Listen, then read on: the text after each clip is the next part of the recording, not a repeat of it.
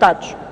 Prescreve a Constituição que a vida humana é inviolável e que o Estado deve regulamentar a procriação medicamente assistida em termos que salvaguardem a sua dignidade. E considerando-se a família como elemento fundamental da sociedade, garante-se a sua proteção e efetivação de todas as condições que permitam a realização pessoal dos seus membros. Assim se contemplaram estas matérias até que a Lei 32 de 2006, que hoje novamente se aprecia, entrou em vigor no nosso ordenamento jurídico. As técnicas aí previstas, enquanto instrumentos que interferem com o privilégio natural da reprodução humana, constituíram e constituem ainda tema apaixonante da genética, biotecnologia e são igualmente um dos campos da bioética que controvérsia continuam a suscitar nas sociedades pluralistas. Aliás, tudo quanto se relaciona com o nascimento e com a morte, os grandes enigmas da condição humana, carrega em si o enorme potencial da carga emotiva que mexe com as nossas consciências e com as próprias estruturas éticas, morais e culturais da sociedade. Sucede que a procriação é cada vez mais um tema premente nos nossos dias, pois é indispensável à sobrevivência da espécie e constitui um direito fundamental do indivíduo. A questão demográfica dos baixíssimos níveis de natalidade é hoje um dos principais problemas nacionais. Portugal tem a terceira pior taxa de fertilidade no mundo. Para o período de 2010 a 2015, a previsão é que nasçam apenas 1,3 filhos por mulher em Portugal, bem menos do que os 2,1 necessários para a reposição das gerações. O objetivo principal da PMA foi o de resolver os problemas de infertilidade ou esterilidade dos casais que não conseguiam ver satisfeito o seu legítimo anseio a ter filhos biológicos e de assegurar uma descendência. Assim foram reconhecidas estas matérias importantes e passaram a ser tratadas como problemas de saúde, que afetavam um enorme número de casais em Portugal. A evolução na sociedade é, no entanto, permanente. Envolvidos quase 6 anos sobre a entrada em vigor da Lei 32 de 2006, considerou o PSD um partido de cariz personalista e humanista que, na pluralidade de visões, encontrará sempre o seu pilar comum na primazia da defesa e salvaguarda última da vida humana. Considerou ainda o PSD que, no seguimento de vários impulsos dados desde 2009 pelo Conselho Nacional da PMA, não poderia negar o seu contributo para uma reflexão sobre esta matéria. Nesta conformidade, se propõe que os princípios gerais da Lei 32 de 2006 se mantenham no que respeita ao princípio de que as técnicas de PMA constituem apenas um método terapêutico subsidiário de procriação e não um procedimento alternativo à reprodução natural. No mesmo sentido, aliás, tinha já pronunciado o Conselho Nacional de Ética para as Ciências da Vida. Daqui decorrem, pois, 2 importantes corolários. Primeiro, a PMA só deve ser utilizada para tratar uma doença e não para contornar os naturais efeitos de uma esterilidade. E segundo, a PMA só é legítima quando tenha por destinatários os membros de um casal heterossexual estavelmente constituído. Outra questão abordada na presente iniciativa é a que respeita à maternidade de substituição, que se permite apenas em casos muito excepcionais. Assim, para nós, a maternidade de substituição apenas poderá ser considerada no âmbito de um casal apto a procriar, mas que o não pôde em virtude de uma situação de infertilidade que afeta o seu parceiro feminino, como na causa de ausência de útero.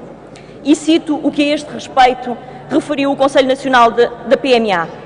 Não se afigura justo nem eticamente fundamentado, sendo antes injusto e desproporcionado, barrar a possibilidade de ter filhos a pessoas impossibilitadas de procriar em situações medicamente verificadas e justificadas quando as mesmas em nada contribuíram para a situação em que se encontram.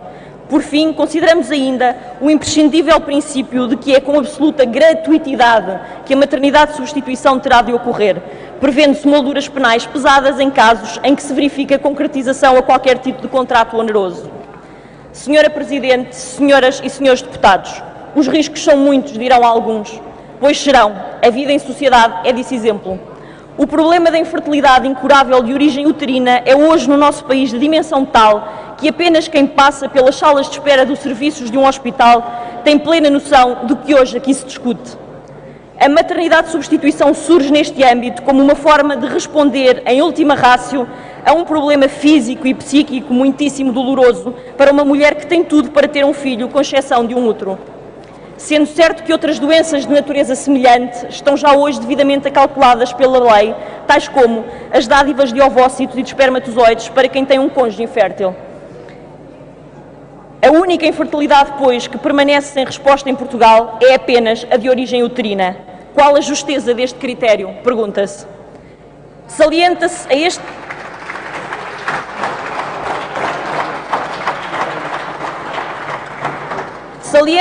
respeito ainda a inúmera quantidade de mulheres que em idade fértil, que na sequência de tratamentos para o cancro, são submetidas a esterectomias e que por esta via não teriam de ficar numa situação de maior provação.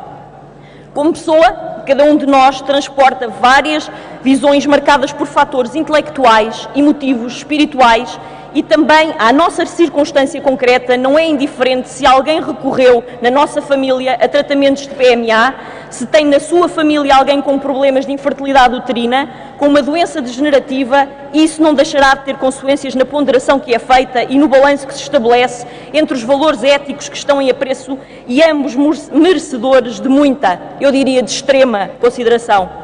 Como conciliar então estas diferentes ponderações? À falta de manifesta impossibilidade de contacto pessoal ou da pura ignorância de alguns nestas matérias, a melhor forma seria a da ponderação do absoluto direito a que todo o ser humano tem a decidir sobre a sua vida. Quando vivemos e sentimos os problemas na primeira pessoa, a vida ensina-nos muito, é a melhor escola. Ser mãe é a melhor coisa que aconteceu na minha vida. É o sentimento mais bonito que alguma vez percepcionei, como saberão muitas mulheres que hoje se encontram nesta sala.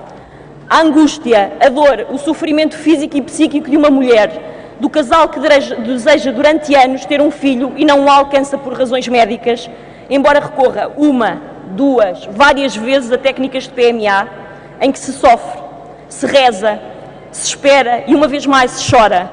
É de tal ordem indescritível que não se poderá, e em meu modesto entender, cooptar o direito de outrem a alcançar a sua felicidade. Quem sou eu para decidir por alguém?